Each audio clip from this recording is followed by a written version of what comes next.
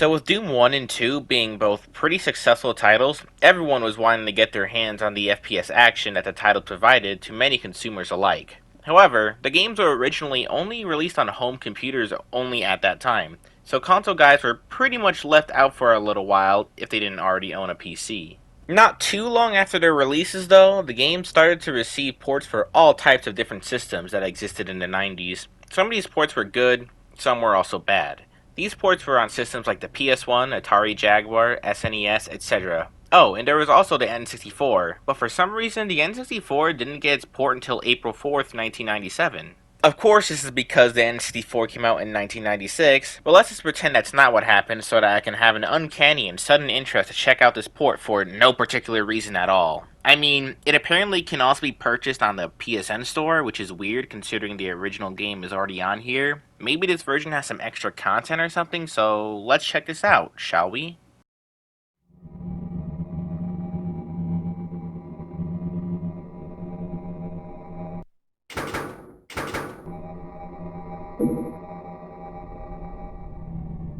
What the... What the hell is this? This isn't the original Doom game. This is something else entirely.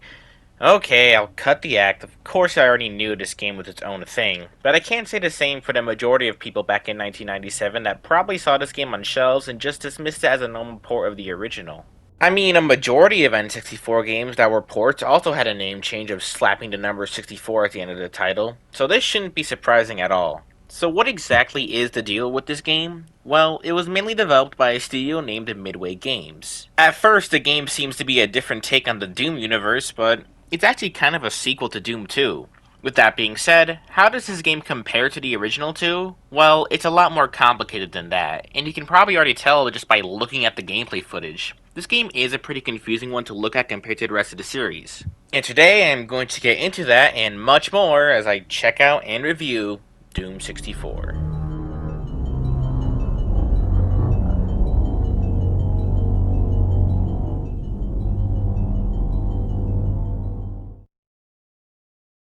So as you all know, Doom 1 and Doom 2 overall didn't have much to say in terms of plot. It was relatively straightforward with what the game wanted you to do, and very little context was given throughout your journey. So, does Doom 64 care to provide us with any sort of plot details in the story this time? No. Once again, little context is given throughout the game about what your main goal actually is. However, the original manual actually does provide us with some context, so the plot goes as follows. Following the events of Doom 2, where Doom Guy successfully stops the demon invasion of Earth and kills the Icon of Sin, the UAC facilities you traveled throughout the course of the first titles are quarantined and uninhabited for a long time, until a creature named the Mother Demon resurrects all the demons that Doom Guy had slaughtered, leaving Doom Guy to get up, teach these demons one final lesson, and exterminate them all. And that's basically the setup of your journey throughout Doom 64. Again, a relatively simple premise, but of course it isn't really much of an issue at all. Surprisingly though, despite the lack of context you get throughout the game, no, like, there is literally only 2 walls of text you have to sit throughout the game this time, this one also feels like the best story. And that is mainly due to the ending, which consists of Doom Guy eliminating the Mother Demon, and ultimately deciding to stay in hell for all eternity to make sure the demons don't invade again. It ends on a pretty somber note, but I like it a lot, as it feels like it puts some nice brackets between the 3 classic games. In fact, Doom 64 in general feels like a pretty solid ending to the trilogy of games with its tone and setting, which I will talk about a bit later. All in all, despite the fact that there of course isn't much story at all in the game, the ending and overall premise of the game is definitely well done. So how about that gameplay, huh? Well, for starters, pretty much everything about the gameplay loop from the previous titles pretty much stays the same here. You explore your surroundings, slay some demons, find some secrets and hidden goodies around, and build your arsenal of weapons as you find them scattered around. It's stuff I have pretty much covered before in the previous 2 videos, so if you want to hear more about my thoughts on all that stuff, then go watch those if you haven't already. Now the main thing I want to focus on in this video is talking about the level design and the enemies. Okay, so in terms of the level design itself, like structurally, is honestly a lot better than some of the levels in Doom 2. The levels aren't too big, and it's easy to navigate and figure out where you are, even without the map, which is useless and, by the way, barely helped me. But I think this actually has to do with how distinguishable key areas are this time around. As you can tell, the graphics have definitely been altered for this game, which mainly has to do with the game running on a modified version of the Doom engine. I think this game looks a lot better graphically, and the lighting is also improved as well. There's a lot more color variation, making areas feel distinct and thus easier to traverse and know where you are. This helps level design out tremendously, as in previous games I always felt a little over too reliant on that map sometimes. In general, the maps all have a nice flow for the most part, despite the actual layout of the levels tending to repeat itself throughout the game. For example, for some reason this game really likes big building in the middle with water surrounding it. Also, some of these levels in terms of size can be a bit too small sometimes. Hell, some of these levels are smaller in size than the first level for some reason. And while there's reason I actually know, I will talk about the reason later. Not only that, this game has a lot of unique moments where the level design alters itself a bit based on a certain trigger that is activated. For example, in one of the first levels, you enter a room with a switch that, when pressed, causes this contraption located right outside the room to break the floor open, allowing you to advance. There is also a later level that shifts the terrain layout of one of the rooms as you press more switches in other parts of the level. This is honestly really freaking cool, and breathes a lot of life into the game that the other two games didn't have. Speaking of that, the actual look and atmosphere of the game is really good. It goes for a more unique aesthetic throughout the game, especially once you reach the hell levels. Honestly, this game looks a lot better than the previous two games, and has cool set pieces that give off an eerie yet mysterious feeling vibe that genuinely sticks with you throughout. More contributes to the setting and vibe of this game too, but I'll get into those aspects later. Now, despite what I have said, there is one big issue with the level design, which actually doesn't have to do with the level layouts themselves, but rather what you do in the levels. So, previous Doom games had you pressing buttons to open up new areas, as well as collecting keycards to advance to a new section. Well, this game follows suit. However, I feel like they went pretty damn overboard this time when it comes to the switch hunting and the keycard and collecting nonsense. I swear, Doom 64 takes the cake for having puzzles and gameplay moments that just absolutely confused the hell out of me. A majority of the button presses I had no clue what the heck even did, because a button you press in one area could have opened something from across the entire level. I mean, yeah, Doom 1 and 2 had moments like this as well, but it was really only like 3 or 4 times per game. And besides, it was mainly just for a secret as well.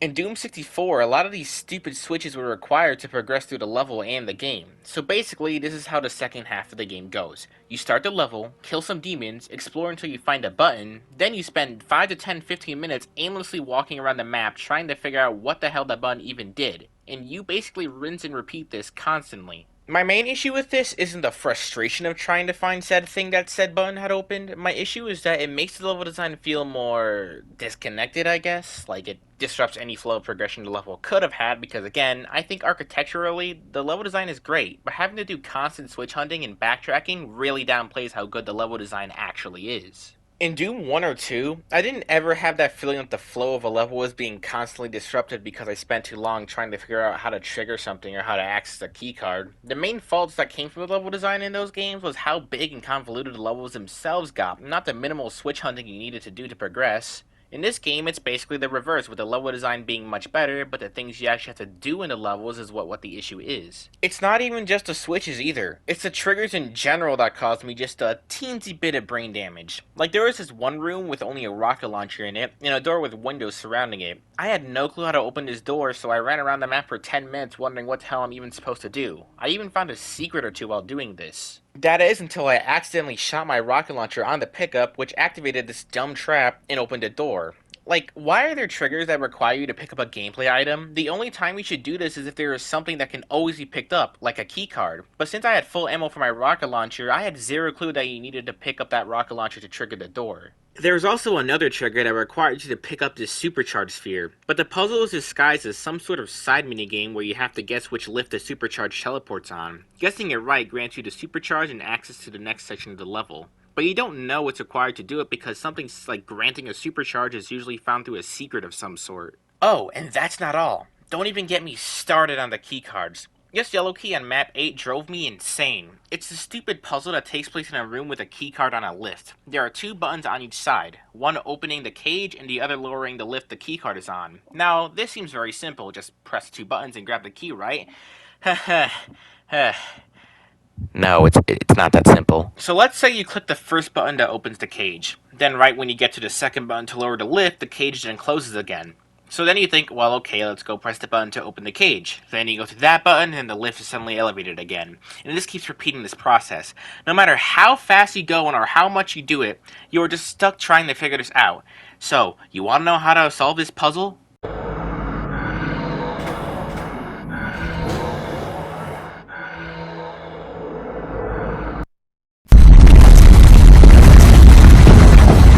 What the hell is this? What is this? Why? Now, this isn't completely out of nowhere, as this thing on the wall is the same trigger as the lift, but I tried doing this earlier and it didn't trigger, because this was the only trigger with the cage up, so it's still dumb.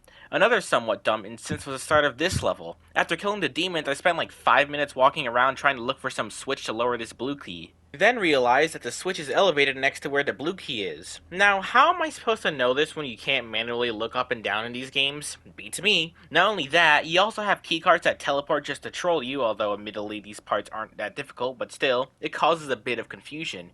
But random, I hear you thinking. If you can't figure out what to do or where to go, just look it up. And to that I say, No.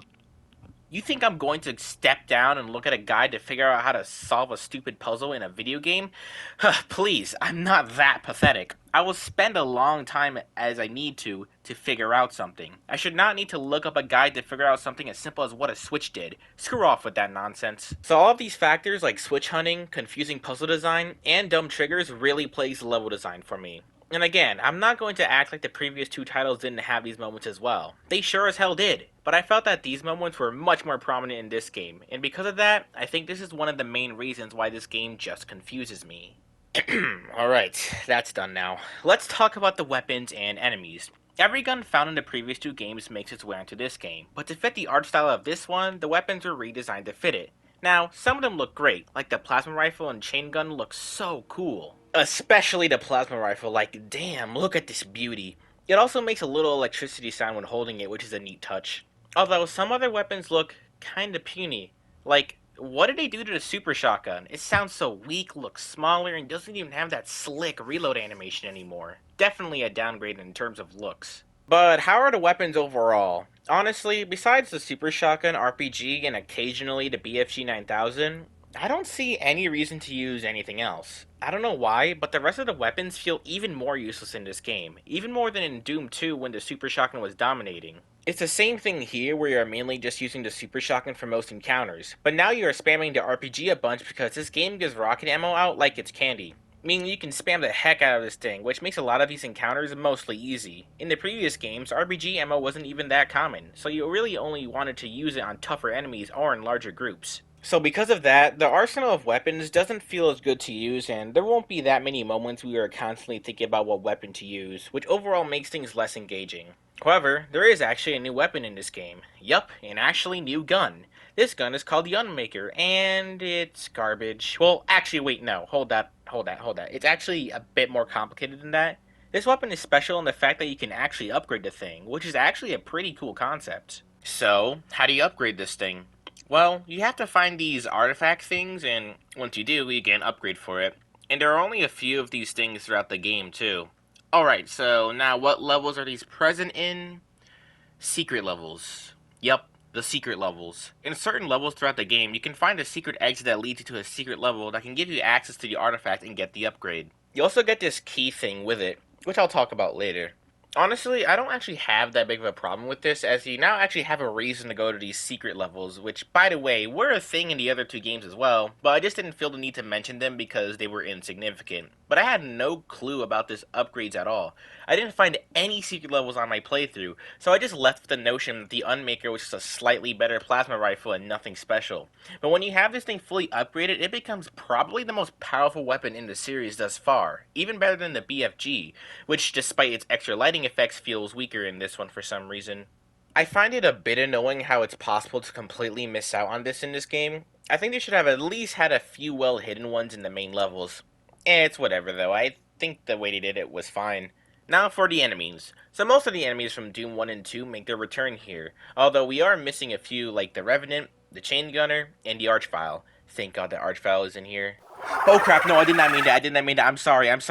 Though, honestly, I do wish the Revenants and Chain Gunners made their way onto this game, because the game's difficulty at its core is genuinely not that difficult at all. Now, this could have to do with the fact I played it on Bring It On difficulty, with the assumption that it's the equivalent to the Hurt Me Plenty difficulty in the previous games, but even though it didn't hurt me as plenty, I still had a hard time on some levels. In this game, it still felt pretty easy overall. A lot of the fights aren't even that big except for a few instances, leaving the combat feeling less engaging and fun overall. Now, there is actually a good reason as to why the fights are like this. 2 words. Cartridge limitations. Yeah, This mainly has to do with the limited space on the cartridges at the time.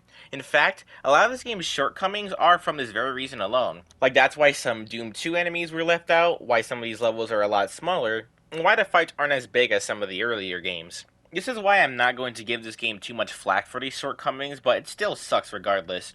Despite this, the enemies are pretty much act the same as they usually did, but the Lost Souls, oh, these small annoying rodents are somehow even worse than how they were in the previous titles. How do you make these guys more annoying? They just constantly dash at you now with no cooldown, meaning they will get a lot of unnecessary and unfair hits on you. Plus, they are way faster, so if you aren't running at full speed when they hit you, they will hurt you a lot, and personally, are just not fun to fight. So now it's time to address the elephant in the room. The enemy designs, as in their appearance. It's immediately obvious when you first load the game that these enemies have been completely redesigned and given a new look. And honestly, I like these new designs. I think it really fits the art direction and feel the game was going for. I can't really imagine the old designs working in the environments this game takes place in.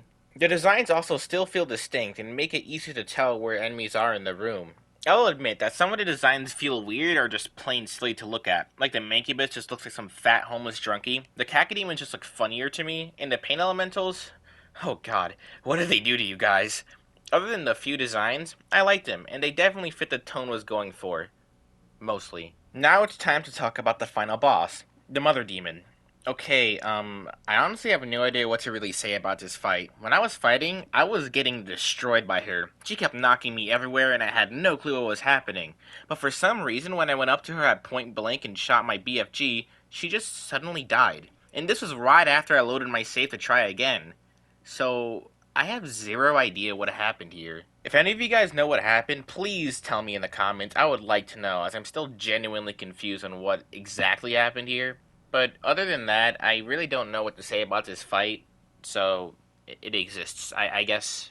Alright, soundtrack time. This track was composed by Aubrey Hodges, who actually composed this soundtrack for the PS1 version of Doom, and this soundtrack from the PS1 version was actually used for this game. And honestly, this soundtrack is pretty damn good. It goes for a more horrific and unsettling vibe throughout, something completely different from the previous game's soundtracks. This OST mainly works more for atmosphere and the overall vibe of the game, and honestly it does an amazing job at selling this dark and bleak setting as you cautiously journey through hell and back.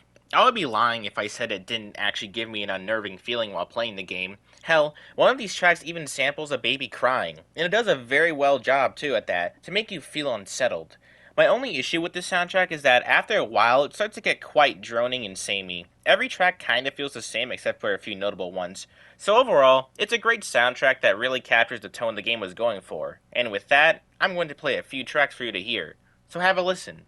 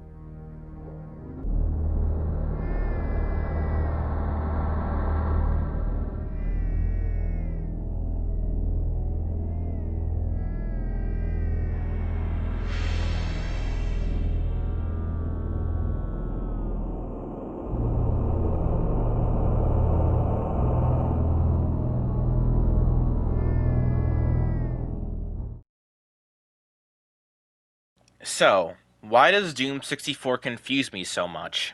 Well, there's a few reasons. The stuff you do in the levels had me genuinely confused for the most part, and is definitely the thing that aged the worst in this game. Not only that, this game just feels pretty different to the rest of the series, feeling kinda jarring when you play it after the previous two games. And just the fact that this game at the time was assumed to be just a port of the other games, it definitely left a lot of confusion to people at the time when they first booted the game up. The game just feels like an oddball compared to the rest of the series, but don't take that as me saying it's a bad game. It's a good game, has a lot of unique moments and a unique feeling to it. I enjoyed my time playing.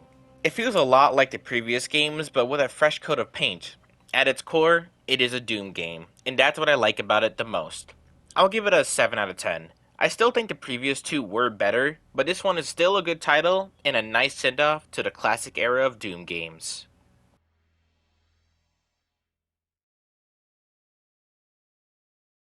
Well, that seems to be it for the classic Doom titles. Now we are more than halfway through the marathon, just 2 games to go, where we'll be looking at the more modern titles in the series. Join me next video as we will review Doom 2016.